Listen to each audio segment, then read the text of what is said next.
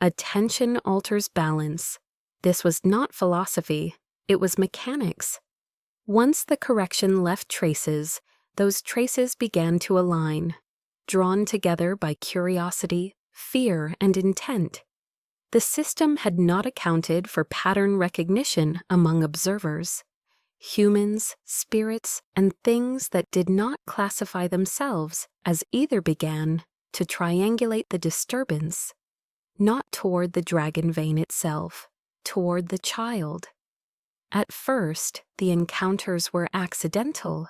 A geomancer who could no longer read landlines correctly after passing near the child.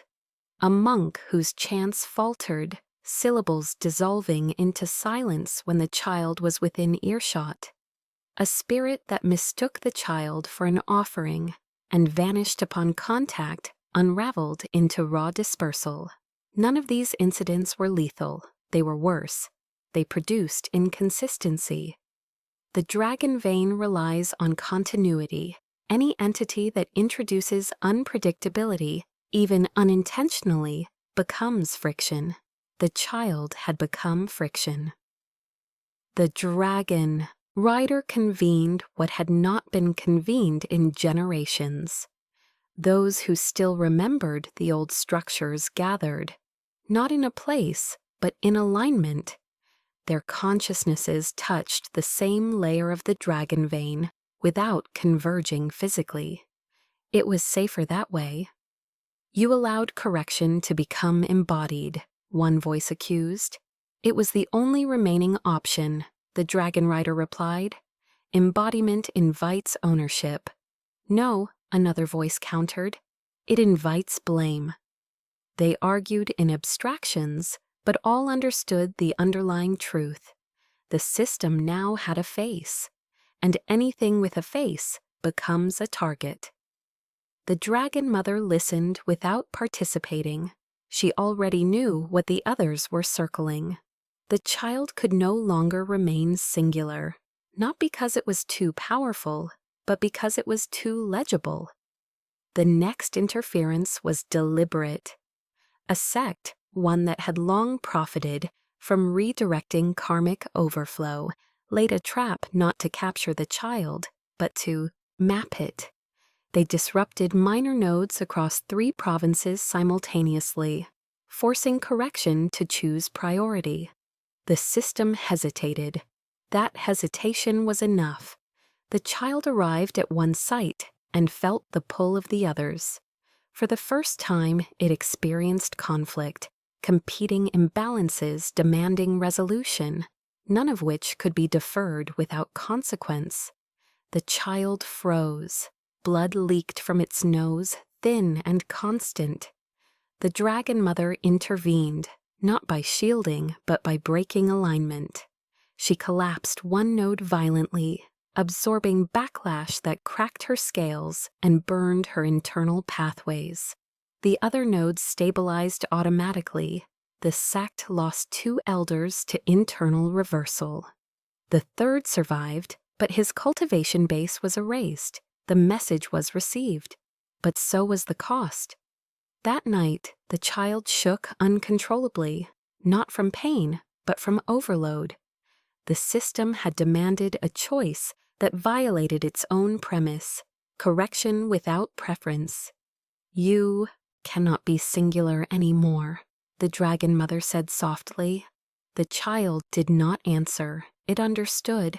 Singularity meant focus. Focus meant vulnerability. From that moment forward, the system began adapting, not to protect the child, to decentralize correction. Fragments of the function peeled away, unseen, unfelt by most. Lesser nodes activated. Old mechanisms long dormant began responding again, imperfectly, inefficiently. The child felt lighter, but also smaller. "What am I now?" it asked. The dragon mother closed her eyes. "A remainder," she said, "and a witness." The system had chosen survival over purity. Correction would continue, but no longer cleanly. Human error would return. Misalignment would persist longer. Suffering would increase, but catastrophes would diminish, balance would be approximate. Somewhere deep within the dragon vein, an ancient presence adjusted its posture. Interest shifted into evaluation. The era of quiet correction was over. What followed would not be gentle. It would be judgment, not of humans alone, but of the system itself. Before balance, there was excess. This was the truth, buried beneath every doctrine, every myth polished for human comfort. The world had not begun in harmony. It had begun in overflow. Too much power, too much life, too much continuity without restraint. In the earliest age, existence did not decay properly. Things lived too long. Will accumulated without release. Cause multiplied faster than consequence. Immortality was not a blessing then.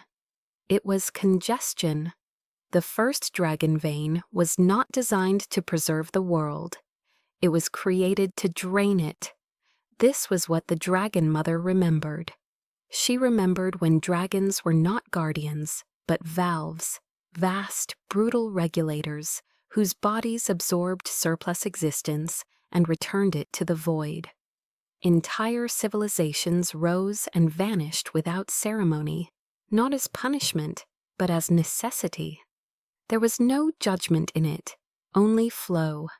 Then humans learned to interfere, not through strength, but through memory. They remembered the dead. They honored names that should have dissolved. They preserved bloodlines past their natural thinning. Ancestor worship was not reverence, it was resistance. Karma thickened. Lineages began to stack.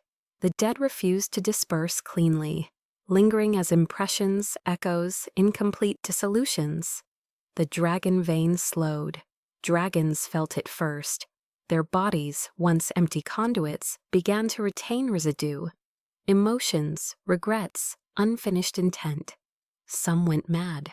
Others solidified into territorial beasts, hoarding flow instead of passing it on. The first dragon war was not against humans. It was against accumulation itself. Dragons turned on one another, tearing open bodies swollen with excess, releasing floods that erased mountains and sank seas. The world nearly collapsed, not from destruction, but from release happening too quickly. That was when the system was born, not as a divine plan, as an emergency constraint. The dragon rider, then not a title, but a function, proposed a change. Instead of letting surplus build and burst, it would be metered. Correction would occur continuously, invisibly, distributed across time rather than space. Dragons would no longer absorb everything. They would calculate. The dragon mother opposed it. "You are teaching the world to rot slowly," she said. "Slow rot preserves structure," the rider answered. "Sudden release ends it." The compromise was sealed. The dragon vein was rewritten, not as a drain, but as a circulatory system. Karma became a measurable quantity. Lifespan became adjustable. Suffering became a variable instead of an endpoint, and correction became quiet. For a long time it worked. Humans flourished within tolerable bounds. Civilization layered without immediate collapse. Memory persisted just enough to build culture, not enough to choke reality, but the cost was subtle. The world forgot how to end things cleanly. Death became ambiguous. Spirits lingered, grudges echoed. And dragons, once vast and empty, grew attached. By the time the child was created, the system was already unstable. Correction had slowed too much.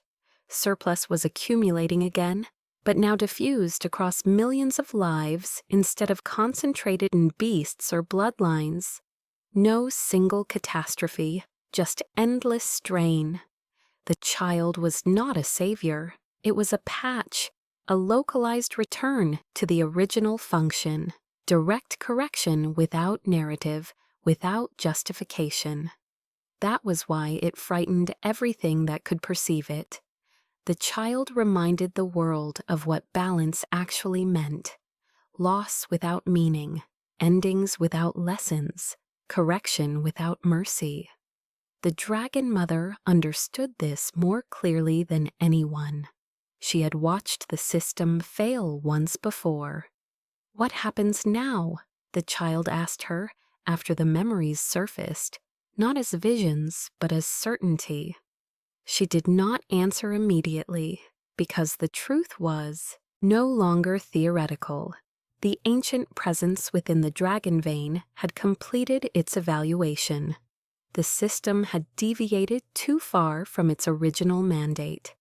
And deviation in a system designed to correct deviation could not be ignored. "Now," the Dragon Mother said at last, "the system will be judged by the same rules it imposed on the world."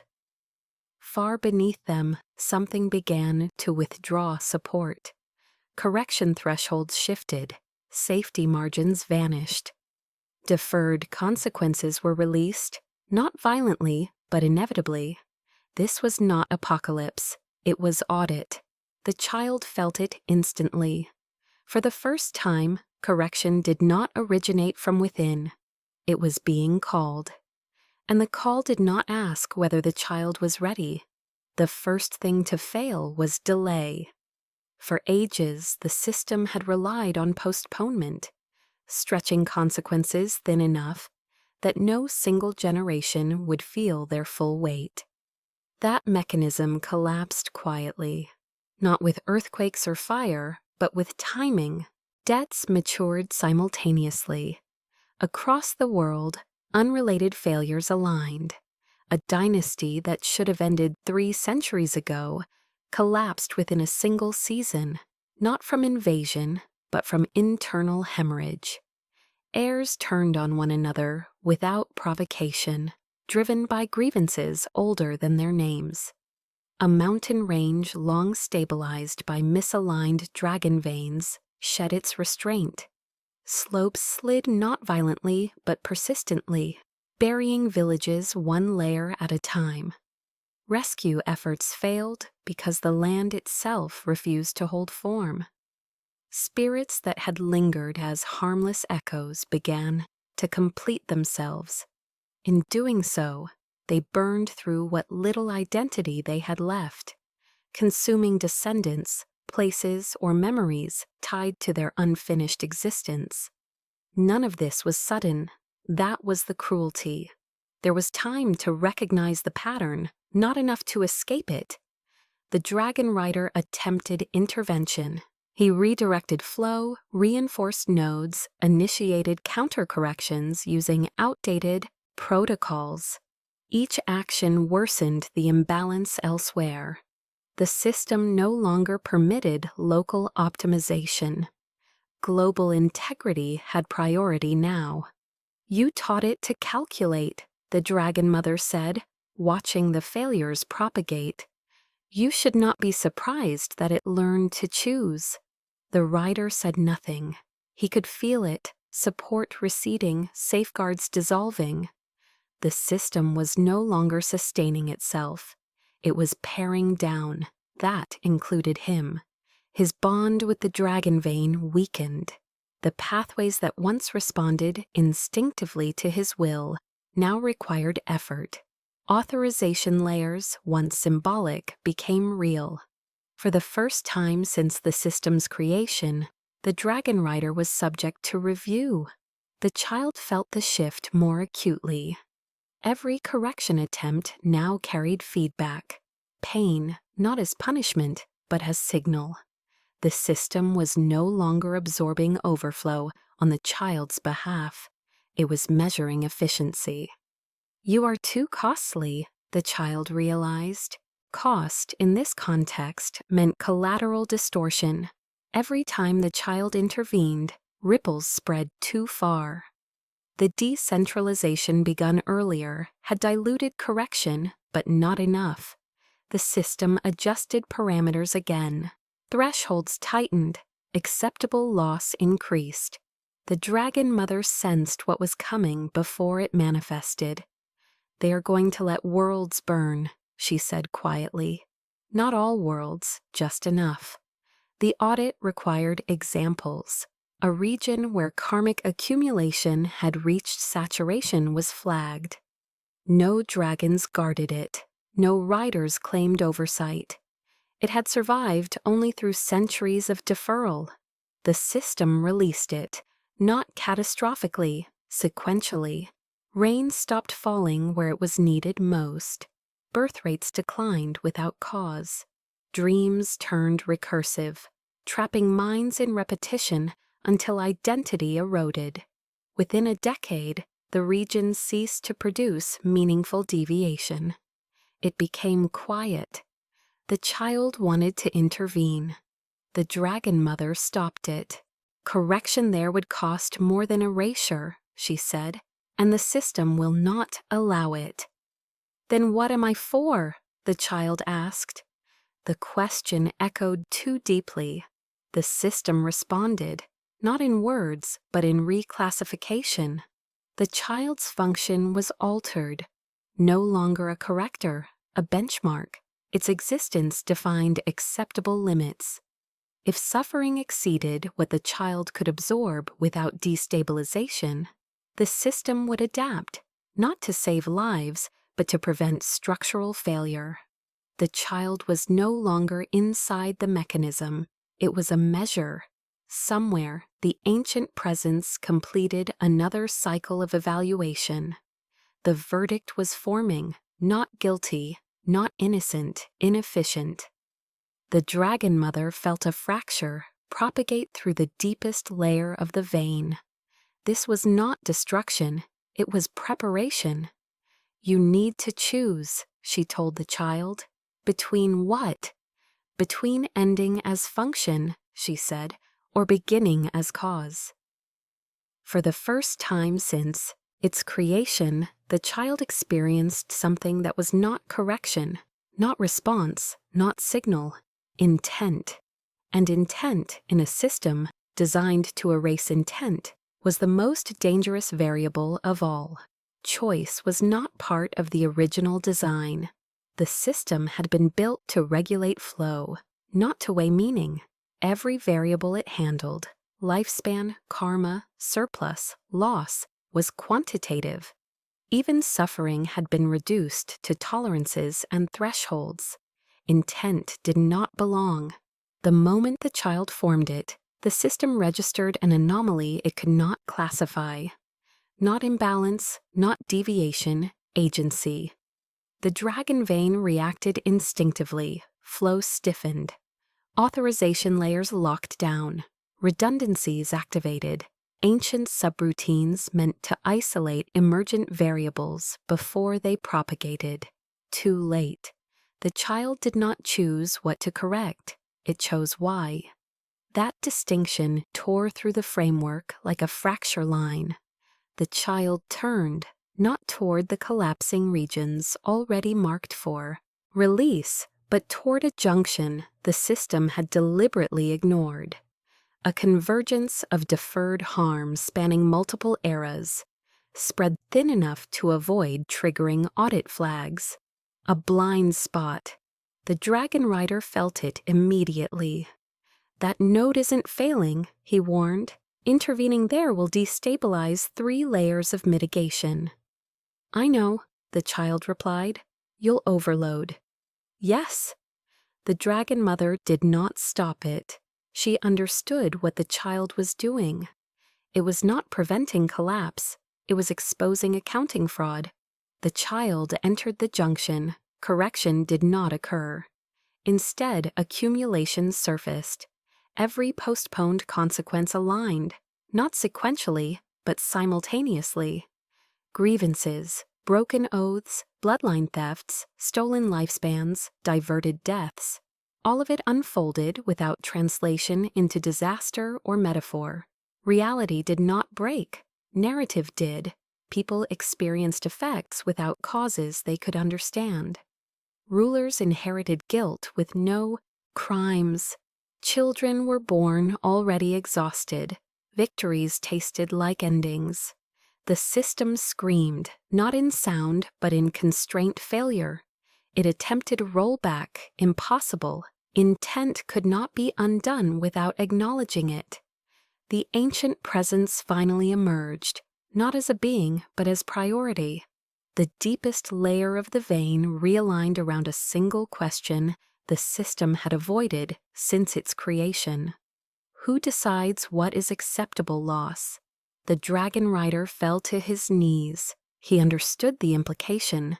The system had always answered that question implicitly, through math, through thresholds, through silence. Now it had been asked explicitly, and there was no equation for it. "You cannot process this," the rider said, voice raw.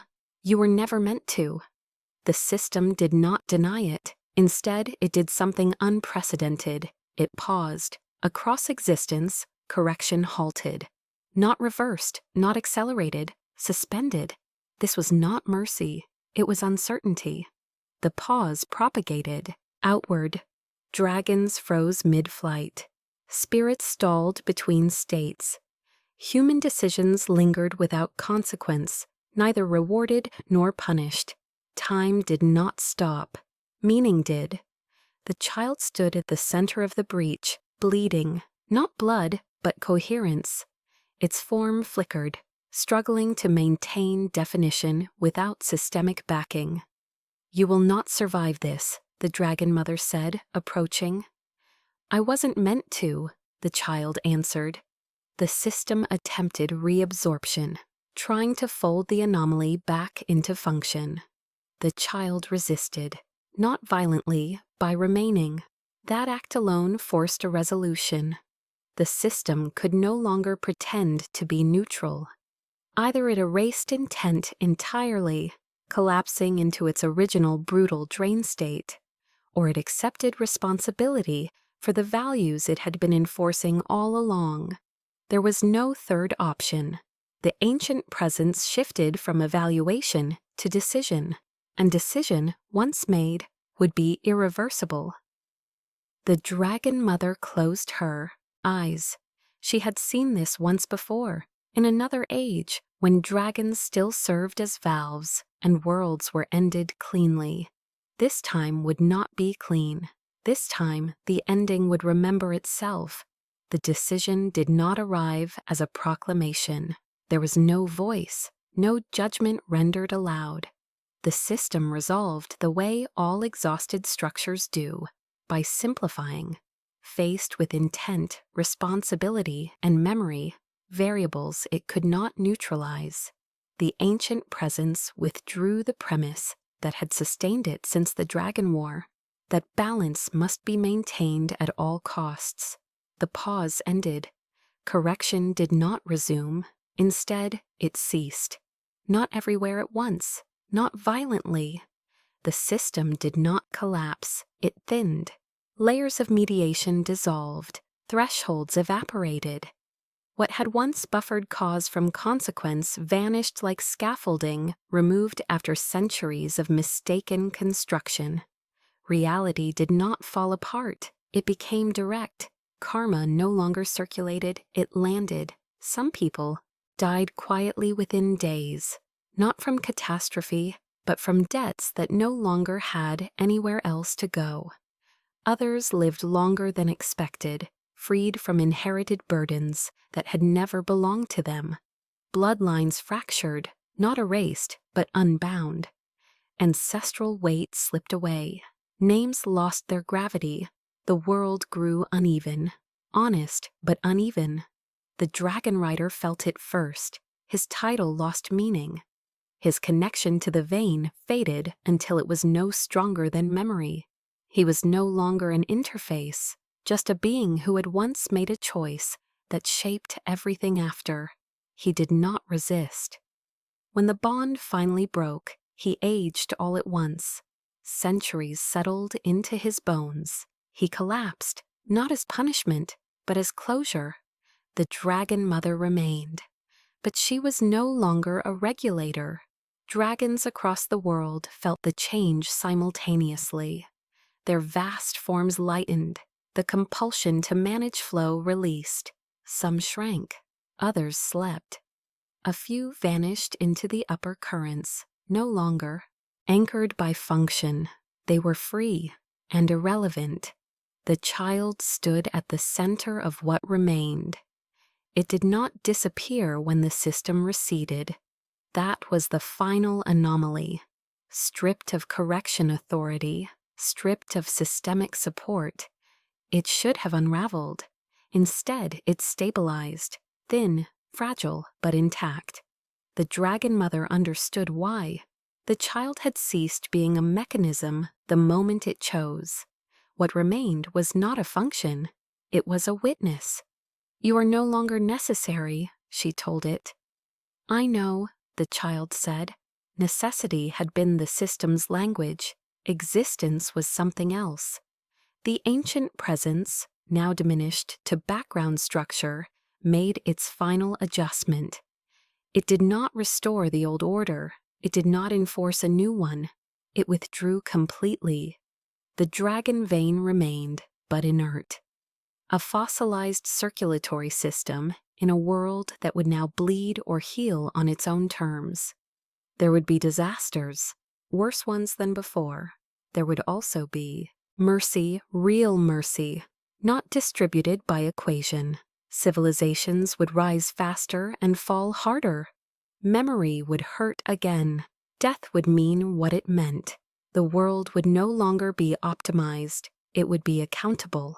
The child asked one final question. "What am I now?" The dragon mother looked at it for a long time. "Proof," she said. "Of what?" "That balance was never natural," she answered, "only negotiated." The child did not stay. It walked away from the vein, from the mother, from the ruins of abstraction. Wherever it went, no correction followed. No systems aligned, but people remembered meeting it.